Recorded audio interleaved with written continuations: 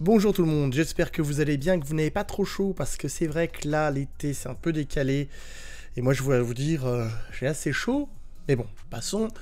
On se retrouve, bien comme toutes les semaines, pour la vidéo réaction et résumé, enfin, résumé plus avis de l'épisode de What If. Et oui, l'épisode de cette semaine, c'est donc l'épisode 5, Et si des zombies envahissaient la Terre.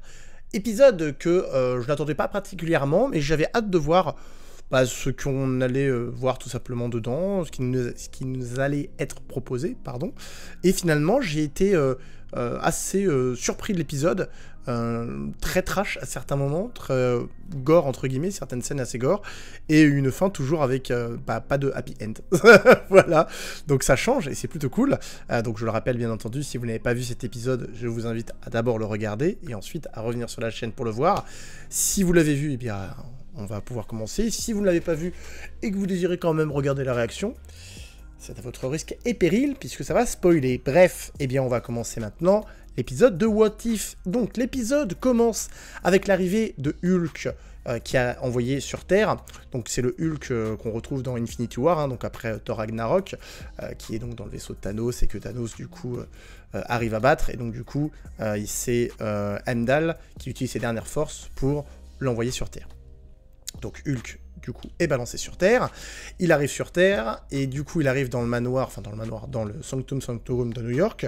Il n'y a personne, parce qu'il se réveille, là, il voit qu'il n'y a personne, alors que, effectivement, dans le film, on avait dans l'univers de notre réalité, enfin, de nos films, c'était Banner et Wong qui l'accueillaient, entre guillemets. Là, il dit les mêmes phrases, sauf qu'il n'y a personne, et du coup, il est tout seul avec la cape de Doctor Strange qui l'observe. Il décide donc de sortir, de voir un peu ce qu'il y a dehors, parce que comment dire, excusez-moi, il est un peu tard. Il veut voir un peu ce qui se passe. Il veut voir pourquoi il n'y a personne dans le Sanctum Sanctorum. Il va dehors, et donc il y a Ebonimo et du coup j'avais noté, oui voilà, Call Obsidian et Ebonimo qui l'accueillent. Donc pareil que dans Infinity War, ils viennent sur Terre, ils disent exactement la même phrase, enfin Ebonimo, nous sommes les enfants de Thanos, etc.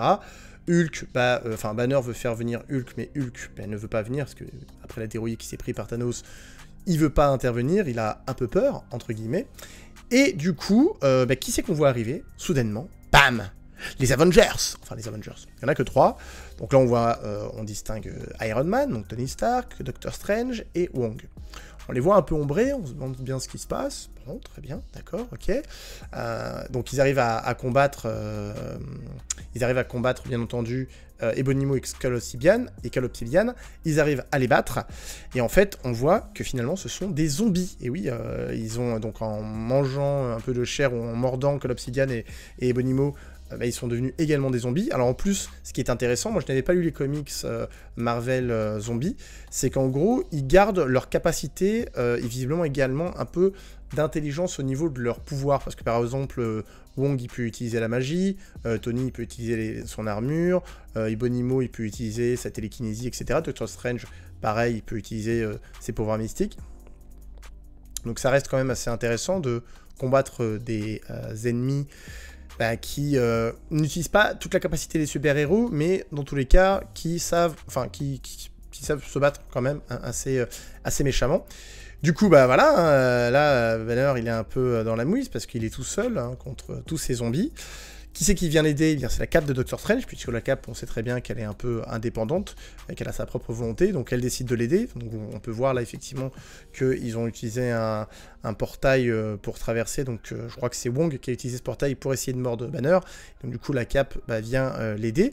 Il est dans de mauvaises postures, puisque du coup, au moment où effectivement il est entre guillemets sur le point de se faire manger, puisqu'il a envoyé valser Iron Man, etc., il y a quelqu'un qui vient l'aider, et cette personne qui vient donc l'aider, c'est Hope Van Dyne, donc la guêpe, bien entendu, qui vient l'aider. Alors, en plus, c'est une scène assez cool, parce qu'elle envoie énormément d'insectes, on voit un essaim d'insectes qui les bouffe, mais littéralement, qui bouffe tout le monde, ils se transforment tous en insectes. Donc, alors après, est-ce que les insectes vont devenir zombies? bonne théorie. Mais en tout cas, ils les bouffent tous, et du coup, ils sont tous morts, là, voilà, il n'y a pas de possibilité de les sauver ou quoi que ce soit. Donc Tony, Doctor Strange et Wong, ils sont complètement foutus, hein, voilà, ils ont été complètement détruits. Donc du coup, elle invite Banner à se barrer au plus vite, parce que du coup, il ne reste plus que elle, mais non, il ne reste pas que elle. On découvre qu'il reste également Spider-Man, donc Peter Parker, notre araignée sympathique du quartier, donc du coup qui vient prendre Bruce, donc la Cape accompagne Bruce, parce que la Cape, du coup, elle a décidé de les suivre, pour éviter de rester toute seule, je pense, même si elle était déjà toute seule, effectivement, avant que Hulk arrive. Du coup, Spider-Man prend Hulk pour, je pense, aller à leur cachette. En ayant vu l'épisode, effectivement, là, je me dis que il prend Banner, pardon, pour aller, du coup, à leur cachette. Et finalement, en fait, on apprend pourquoi ce monde est envahi de zombies, entre guillemets, oui, c'est bien ça, des zombies. En gros, le gardien, il nous explique que dans cet univers, 2 semaines plus tôt, donc Hank Pym, il recherchait sa femme. Donc ça, c'est les événements qu'on a eu dans Ant-Man et la Guêpe. Donc le film Ant-Man et la Guêpe, là, on a une confirmation que le film se passait 2 semaines avant les événements d'Infinity War. Du coup, Hank Pym essayait de sauver sa femme, sauf que dans cet univers-là, Hope Van Dyne, enfin non, Hope c'est la fille, pardon, Janet Van Dyne, elle a contracté un virus quantique qui a affecté son cerveau.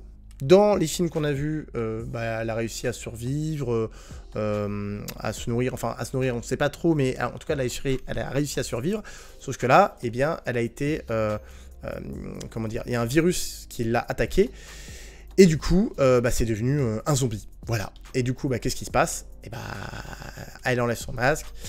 Hank la voit, il est un peu déstabilisé. Elle lui saute dessus. Et du coup, elle l'affecte. Du coup, ils quittent le monde quantique. Ils arrivent quand même à quitter le monde quantique en zombie.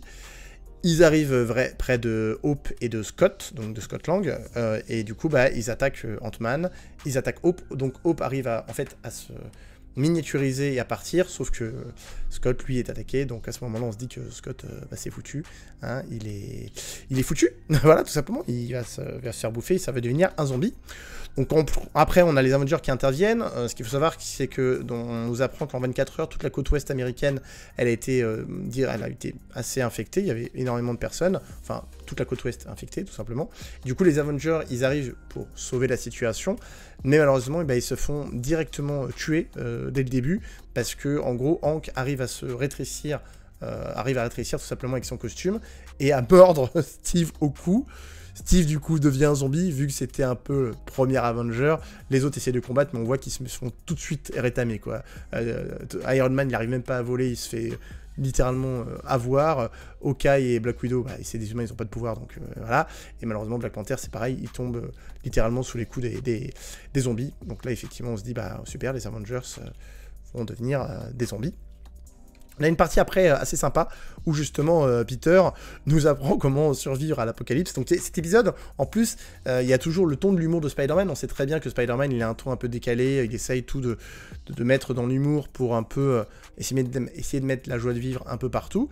Du coup là, il apprend, en fait, il montre à Banner comment survivre, en gros, dans dans ce monde avec des zombies.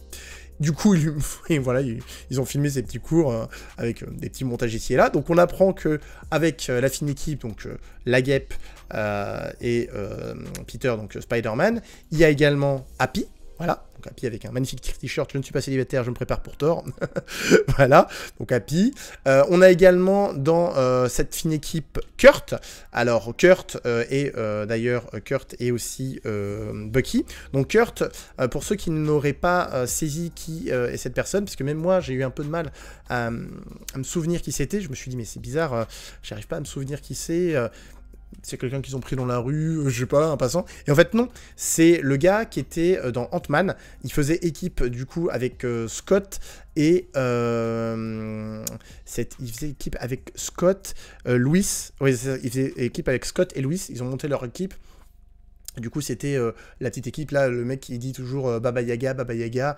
Donc c'est lui, en fait. Le mec qui arrête pas de dire Baba Yaga, le grand qu'on a vu dans le film Suicide Squad, par exemple. C'est lui qui lance les disques de toutes les couleurs. Si vous n'avez pas vu Suicide Squad, The Suicide Squad, d'ailleurs. Très bon film, je bien apprécié. Du coup, effectivement, cette fine équipe, donc il y a eux également. Donc il y a Bucky, qui effectivement est là, donc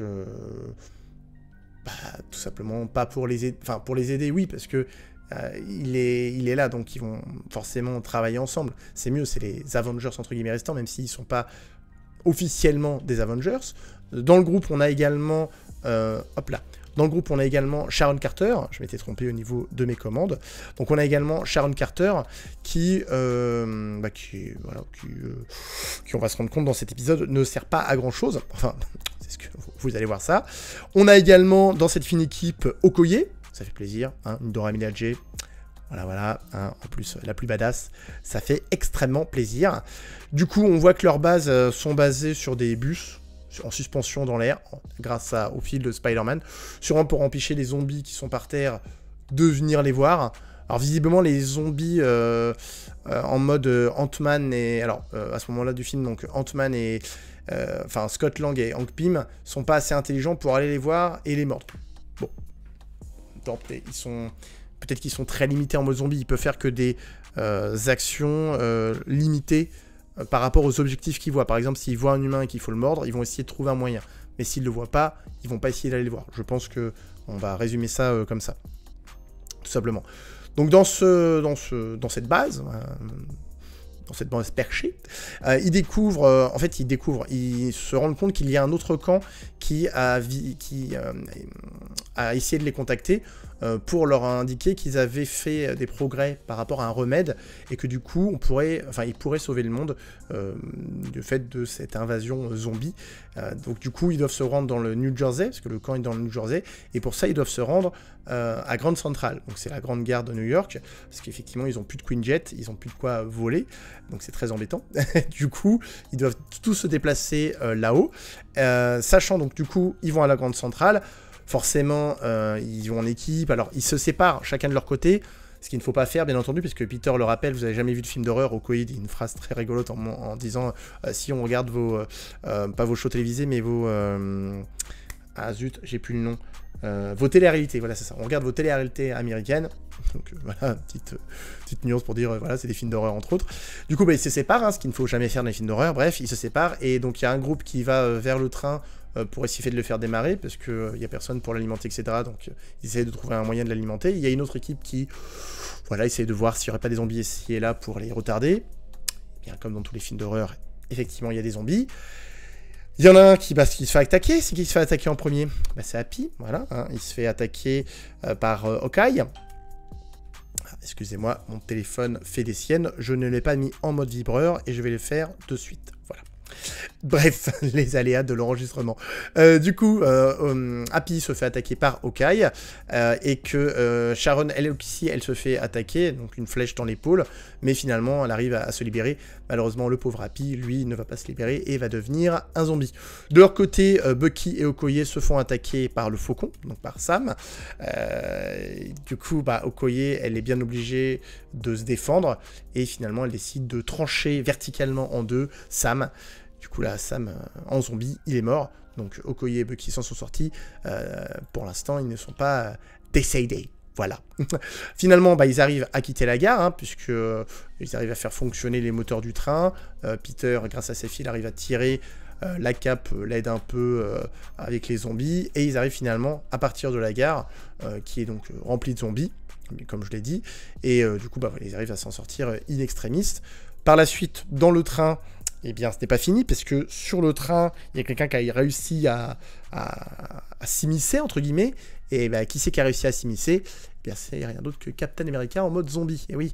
Sauf que Sharon, elle se fait attaquer, et elle se fait directement mordre, et elle meurt. Enfin, elle meurt. Moi, je dis elle meurt, parce qu'elle meurt pas vraiment, elle est transformée en zombie. Donc, est-ce qu'on peut dire qu'ils sont morts quand ils sont transformés en zombie? Je considère que oui, parce que quand t'as la peau qui dégouline, même si on te soigne, est-ce que la peau va soigner? Bon, voilà. Il y en a qui ont plus de bras, il y en a qui ont des moitiés de côte, etc. Donc, je pars du principe qu'ils sont morts et qu'ils sont transformés, du coup, en zombies. Du coup, voilà. La pauvre Sharon, elle se fait contaminer, on va dire ça comme ça.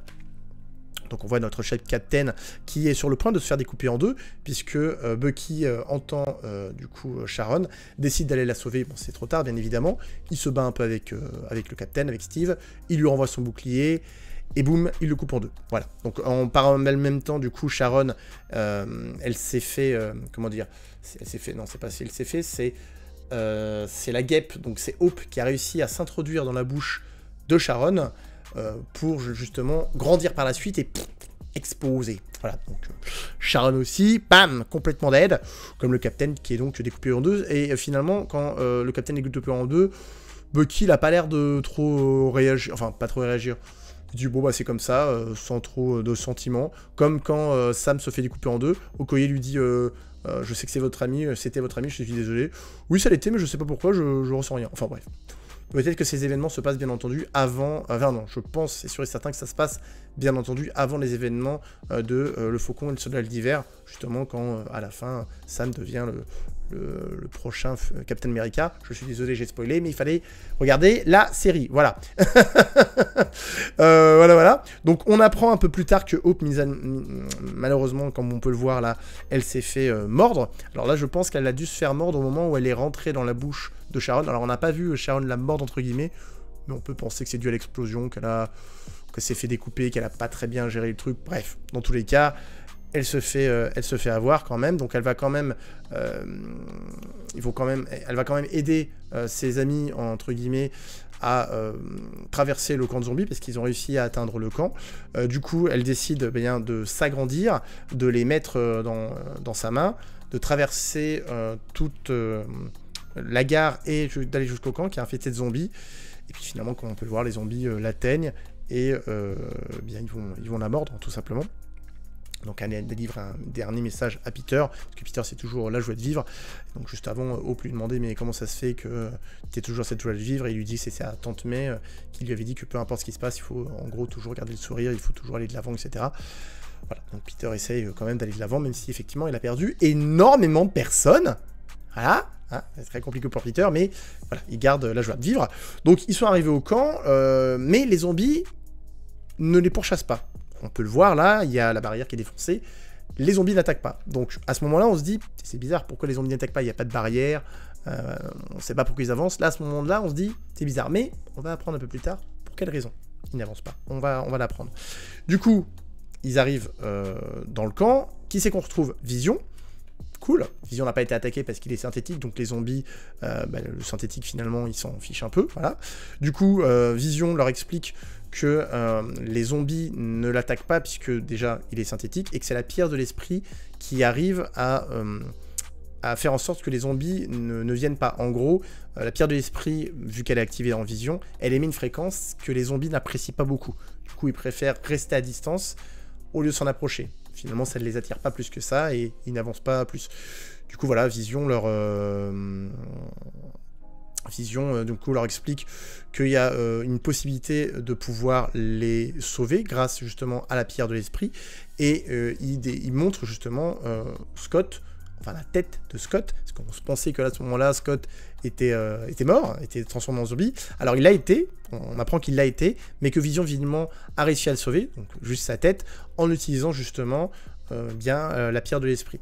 Donc à faible... Enfin, en gros, il explique que dans l'épisode, il a utilisé une quantité assez possible pour une personne, mais qu'en gros, il faudrait une quantité, enfin une puissance plus imposante pour que ça puisse sauver le monde entier. Et du coup, Okoye, enfin non, c'est Banner qui dit que du coup, il faudrait plus passer par un réseau satellite pour justement diffuser la fréquence de la pierre, et Okoye indique qu'ils ont une technologie suffisante au Wakanda pour pouvoir faire ça. Du coup, il propose justement bien d'aller au Wakanda pour justement bien diffuser la fréquence de la pierre de l'esprit à travers le monde pour que justement bien toute la Terre en gros soit sauvée et ne soit plus en mode zombie.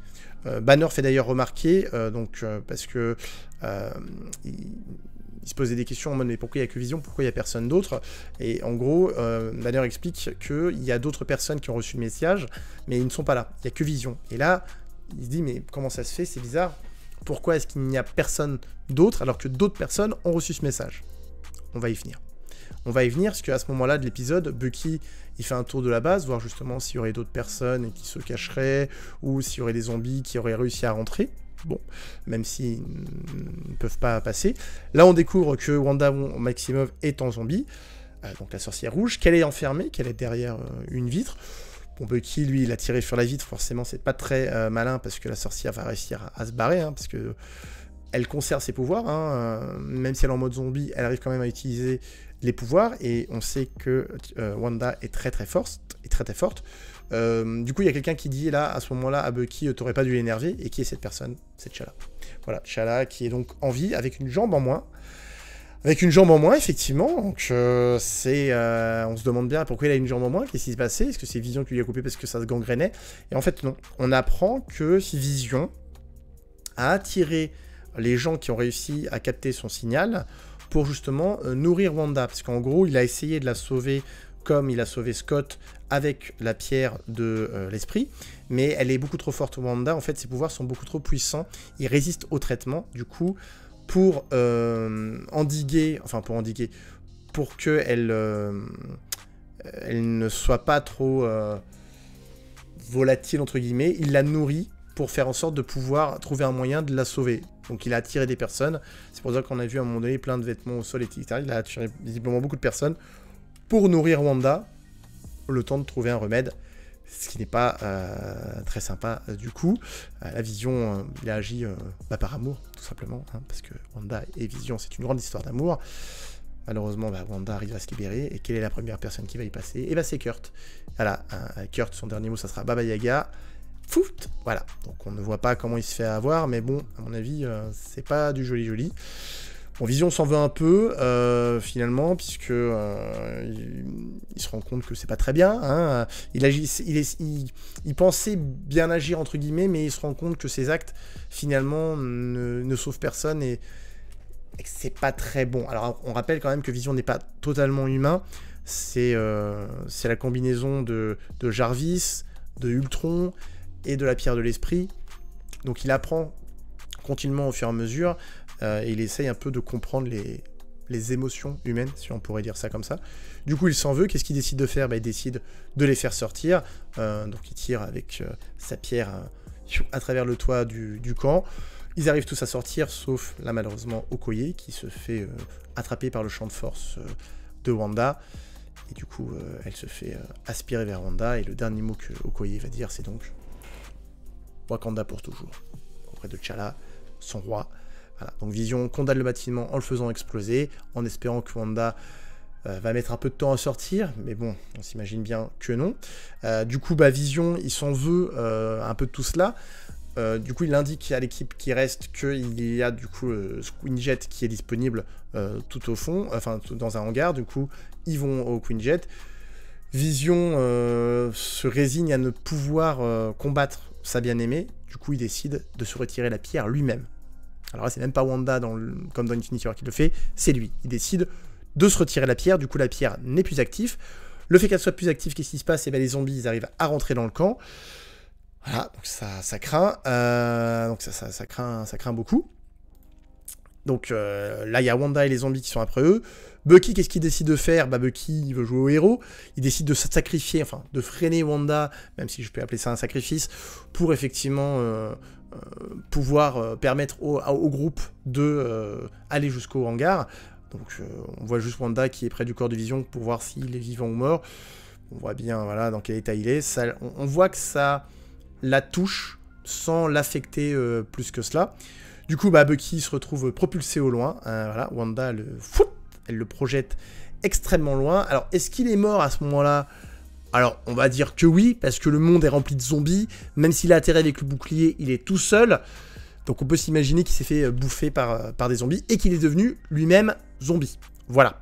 Banner, lui, il est au hangar, il décide d'ouvrir la porte pour faire sortir le Quinjet, mais du coup, Wanda lui saute dessus, essaye de le mordre, mais Hulk, du coup, est intervenu au niveau du bras pour empêcher d'être mordu, tout simplement.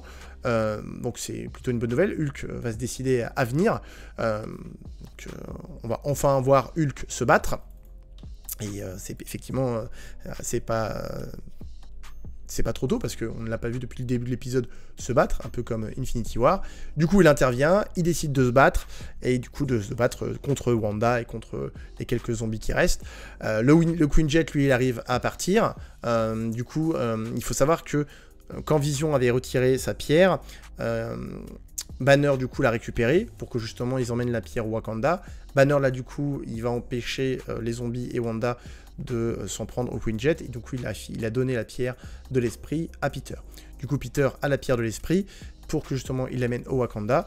Et donc du coup là Hulk va se battre contre Wanda. Alors est-ce que lui aussi va survivre? On ne sait pas parce qu'on ne voit pas après se transformer en zombie, mais on s'imagine bien que même si c'est Hulk et qu'il est très résistant, voilà. Alors on n'a pas trop de révélations, enfin de réponses à ce niveau-là. Voilà, on peut s'imaginer que soit il a survécu et il est parti très très loin, soit il est devenu zombie. Donc un Hulk zombie, ça craint beaucoup. Hein, je vais pas vous le cacher, ça craint un max hein, si Hulk devenait à être zombie. Donc finalement le Quinjet, voilà, il arrive à se barrer, hein, ils arrivent à bien propulser. Ils se font attaquer comme on le voit en plein vol par Hope, hein, qui était toujours restée grande mais qui est devenue zombie. Ils enclenchent les propulsions à fond, et boum, ils arrivent à partir. Voilà, donc ça c'est une excellente nouvelle. Ils arrivent à partir, et vous me direz, mais oui, mais il reste qui? Il n'en reste que 3. Ah oui, il en reste que 3. On a vu beaucoup de personnages mourir, donc il reste Peter Parker, donc Spider-Man, Scott Lang, Ant-Man. Alors, est-ce que là, c'est Ant-Man? Il reste qu'une tête. Et en plus, à un moment donné, quand j'ai vu la tête, je me suis dit, mais il reste qu'une tête, ok, mais il a plus de corps. Peut-être qu'au Wakanda, ils vont lui créer un corps bionique. Peut-être. On peut tous imaginer. Et la cape s'est accrochée à Scott pour qu'il vole. Parce que Scott, du coup, lui, il n'a pas de pouvoir. Si la cape ne le tient pas, il tombe. Voilà, donc du coup, là, la cape voilà, se décide de le sauver. Finalement, à un moment donné, c'est Peter qui avait la cape. La cape qui ne donne pas de pouvoir, elle permet juste de voler. Oui, voilà, c'est ça. Là, du coup, c'est Scott qui l'a. Donc, voilà, c'est Scott qui va voler. Donc, il reste ces deux-là. Et bien entendu, T'Challa, donc Black Panther. Qui effectivement est à nouveau dans cet épisode et ça fait extrêmement plaisir. Il ne reste plus que ces 3 héros qui se dirigent donc vers le Wakanda pour pouvoir justement utiliser la pierre de l'esprit, sauf que ça va être extrêmement compliqué puisque la dernière scène, qu'est-ce qu'elle nous montre? Elle nous montre ça. Elle nous montre Thanos. Elle nous montre Thanos qui voilà, qui est arrivé sur Terre, qui est arrivé au Wakanda, hein, qui a une armée de zombies devant lui. Il a le gant de l'infini. Alors, il n'a pas toutes les pierres, certes, mais il a quand même les 5 pierres. Hein, il a la pierre du temps. Donc, la pierre du temps, vu que c'est Doctor Strange qui l'avait, comment il l'a récupéré? Bon, en mode zombie, peut-être que c'est le mode zombie, le zombie le plus badass, il a réussi à la récupérer plus facilement. Voilà. Il a la pierre du temps, la pierre de l'espace, la pierre... donc, c'est ça. Alors, la pierre de la réalité. Ouais, attends que je me trompe. Je vais le faire. La pierre du temps. La pierre de la force, non c'est pas de la force, c'est du... Ah si, c'est de la pierre de la force, la pierre de l'espace, la pierre de la réalité et la pierre de l'âme. Voilà, je vais y arriver. Non, c'est la pierre de la force, la violette, c'est la pierre du pouvoir. J'ai toujours le mal avec cette pierre. Bref, en tout cas, il en a 5 sur 6. Alors honnêtement, même s'ils arrivent à utiliser la pierre, ce que j'espère pour eux, soit ils y arrivent pas. Hein, parce que là, honnêtement, s'ils n'y arrivent pas, c'est la fin. Parce que là, il a quand même le gant de l'infini avec 5 pierres. Ils sont foutus. Enfin, honnêtement, je pense que là, dans cet univers-là, ils sont morts. Comme l'épisode qu'on a eu juste avant avec Doctor Strange, où il a détruit lui-même son univers. Là, je pense que cet univers-là va être foutu. Hein. Il aura juste à claquer des doigts une fois qu'il aura récupéré la pierre. Et il va souhaiter que tout le monde soit en mode zombie. Et tout le monde soit en mode zombie. Voilà. Voilà pour cet épisode.